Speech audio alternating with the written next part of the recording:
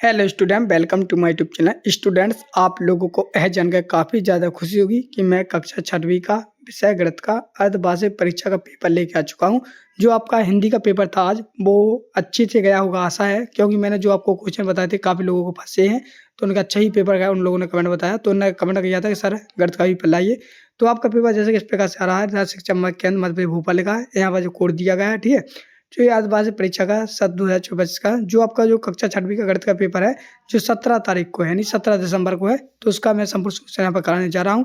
तो जैसा कि आप लोग यहाँ पर देख सकते हो, यहाँ पर जो पूर्णांक है वो 60 नंबर का है। समय आपके पास 2-2.5 घंटे रहेगा, ठीक है। तो 2.5 घंटे में आपको 60 नंबर का पूरा पेपर करना है। तो सब बताओ आप लोग सामने यहाँ पर सही विकल्प दिए गए हैं। तो सही विकल्प में पहला विकल्प लिखा है यहाँ पर 1 बिलियन निम्न में से किसके बराबर होता है। जो 1 बिलियन होता है, मिलियन होता है, तो वो किसके बराबर होता है।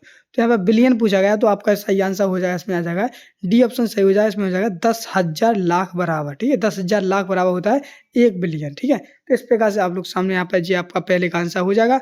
दूसरा लिखा है यहाँ पर, दूसरा प्रश्न लिखा है निम्न में से कौन सा परिभाषित नहीं है। तो परिभाषित नहीं है, तो इसमें नहीं पूछा गया, तो इसमें आपका डी ऑप्शन हो जाएगा 2/0। जी आपका सही आंसर है। अगला प्रश्न है प्रश्न क्रमांक 3, जिसमें लिखा है 36 के गुणनखंडों की संख्या है। 36 के गुणनखंडों की संख्या कितनी है। तो इसमें आ जाएगा आप लोग सामने यहाँ पर 9। कितना आ जाएगा 9, क्योंकि आप लोग 36 का करिए गुणनखंड, तो आपका 9 आ जाएगा। इसी पे क्रम में बढ़ते नेक्स्ट क्वेश्चन को। नेक्स्ट क्वेश्चन क्वेश्चन नंबर 4, जिसमें लगा यदि दो संख्याओं में एक उभयनिष्ठ बिंदु हो तो वह रेखा कहलाती है। तो वह रेखाएं कहलाती हैं प्रतिच्छेदी रेखाएं, यानी कि डी ऑप्शन आपका सही हो जाता है। तो इसी प्रकार से स्टूडेंट आप लोगों के सामने इस प्रकार से 4 क्वेश्चन के आंसर बता दिए मैंने। अब अगला आप लोग सामने है प्रश्न क्रमांक 5, जिसमें लिखा है चतुर्भुज जिसकी सभी भुजाएं बराबर होती हैं कहलाती है। तो वो कहलाती है बरग। क्या कहलाती है? बरग, यानी बी ऑप्शन आपका सही हो जाता है। तो स्टूडेंट इस प्रकार से आप लोग सामने 5 नंबर के मैंने सही विकल्प पूरी तरह से कंप्लीट करवा दिए हैं। तो इस प्रकार से बढ़ते हम लोग नेक्स्ट क्वेश्चन को। नेक्स्ट क्वेश्चन रिक्त स्थानों की पूर्ति कीजिए। तो रिक्त स्थान भी आपके एक नंबर में दिए गए हैं। 5 रिक्त स्थान रहेंगे, तो 5 नंबर में होने वाले हैं।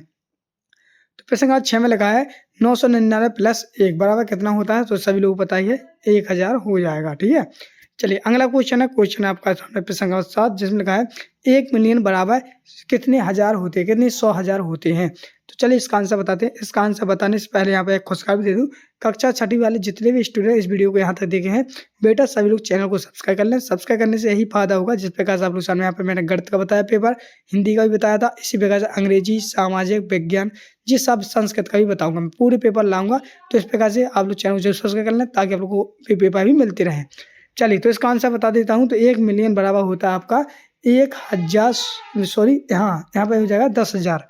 1 मिलियन बराबर होता है 10,100,000, ठीक है। अगला क्वेश्चन क्वेश्चन नंबर 8, जिसमें लगा 1 ग्राम बराबर कितना होता है। तो 1 ग्राम बराबर होता है 1000 मिलीग्राम। तो 1000 आ जाएगा इसमें। फिर आप प्रश्न नंबर 9 में लिखा है संख्या 1 2 3 4 5 में गणितीय संख्या क्या कहते हैं। तो इनको हम कहते हैं प्राकृतिक संख्या। कहते हैं प्राकृतिक। तो प्राकृतिक लिख देंगे, प्राकृतिक संख्याएं, ठीक है। अगला क्वेश्चन क्वेश्चन नंबर 10, जिसमें लिखा है वह कोण जिसका माप एक समकोण के माप से अधिक होता है वह कहलाता है। तो आपको लिखना है अधिक कोण। क्या कहलाता है? अधिक कोण, ठीक है जी। आपका क्वेश्चन नंबर 10 हो जाएगा। तो इस प्रकार से आप प्रश्न 10 तक आपके रिक्त स्थानों की पूरी तरह से कंप्लीट हो गई है। अगला क्वेश्चन है अति लघुत्तीय प्रश्न। अति लघुत्तीय प्रश्न होते हैं प्रश्न क्रमांक 11 से 16 तक, ठीक है, जो कि आपके 2 नंबर यहाँ पर दिए गए हैं। तो पहला आपका सामने यहाँ पर प्रश्न का 11 लिखा है रेखा की एक निश्चित भाग को हम क्या कहते हैं, उदाहरण देकर समझाना है। दूसरा लिखा है आपको क्वेश्चन नंबर 12 लिखा है 20/3 11/5 मिश्र भिन्न के रूप में व्यक्त कीजिए। 13 में क्या है। तो ये आपके लघुत्तीय प्रश्न है, सॉरी अति लघुत्तीय प्रश्न है, जो 2 नंबर में है। फिर यहाँ से लघुत्तीय प्रश्न है, जो कि आपके 3 नंबर में रहेंगे, ठीक है। और फिर इसके बाद आपके द्विगुत्तीय प्रश्न जो 5 नंबर में है। अब इन सभी के आंसर भी मैं आप लोगों को बता देता हूँ, ना तो फिर आप लोग कहोगे सर आपने क्वेश्चन तो बता दिया, अब मैं आंसर कहाँ से ढूंढूं। तो चलिए अब इन आंसर दिखा दें। तो हम लोग अति लघुत्तीय से स्टार्ट करेंगे, यानी क्वेश्चन नंबर 11 से करेंगे। तो हम लोग क्वेश्चन नंबर 11 से स्टार्ट करेंगे पूरे आंसर शायद। तो चलिए हम देख ही लेते हैं।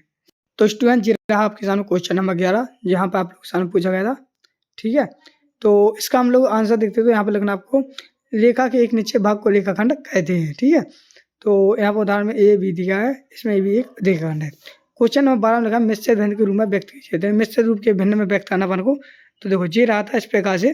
तो अपन ने जब 20/3 लिखा है, 18/3 लिखा, प्लस में जे लिखा, तो अपन ने इसको मिश्रित भिन्न भिन्न किया। तो अपन ने इस प्रकार से कर दिया 6 + 2/3, इस प्रकार से आपको कर देना है, ठीक है। अगला क्वेश्चन है क्वेश्चन इसका जो 11/5 को करना। तो 11/5 को करेंगे तो इस प्रकार से 10/5 प्लस में 1 कर देंगे, तो ये आपका मिश्रित भिन्न हो जाएगी। अगला क्वेश्चन था क्वेश्चन नंबर 13, जिसमें लगा था क्या 49/64 को हम सदतर रूप में लिख सकते हैं। तो हमने लिखा हमारे पास है, देखो 49 को अपन ने लघुत्तम किया तो जे आ गया, और 64 लघुत्तम किया तो जे आ गया। तो 49 का आया अपना जे और 64 का आया जे। तो अपन लोग लिखेंगे 49 और 64 का मासा बराबर 1 आएगा। तो अपन तो ऐसा लिख देंगे, ठीक है। तो हमारे इस पर लेंगे, इस पर का 49/64 हम सदतर रूप में हैं, तो अपन लिखेंगे हाँ है। तो इस पर ऐसे क्वेश्चन नंबर 13 हो गया। क्वेश्चन नंबर 14 में था आपका रेखाखंड की तुलना केवल देखने से करने से क्या हानि है। तो हम इसका आंसर लिखेंगे रेखाखंड की तुलना केवल देखने करने में लंबाई की सही माप का अनुमान गलत होने की संभावना रहती है। तो ये क्वेश्चन नंबर 14 का आंसर हो जाएगा। क्वेश्चन नंबर 15 लिखा संपूर्ण संख्या किसे कहते हैं। तो उत्तर लिखोगे वह संख्या जिसके सभी गुणखंडों का योग उस संख्या का 2 गुना हो एक संपूर्ण संख्या कहलाती है। जैसे 6 और 28 संपूर्ण संख्या है। तो ये क्वेश्चन नंबर 15 का आंसर हो गया। क्वेश्चन नंबर 16 देखते हैं। क्वेश्चन नंबर 16 में है कि 8 और 12 का लासा लिखिए, क्या है। तो 8 और 12 का लासा कहते हैं, लघुत्तम कहते हैं। तो 8 और 12 का लासा किया तो अपन अपना जी आ जाएगा 24, ठीक है। तो इस प्रकार से आप लोग काफी ज्यादा सरल है, बन ही जाएगा।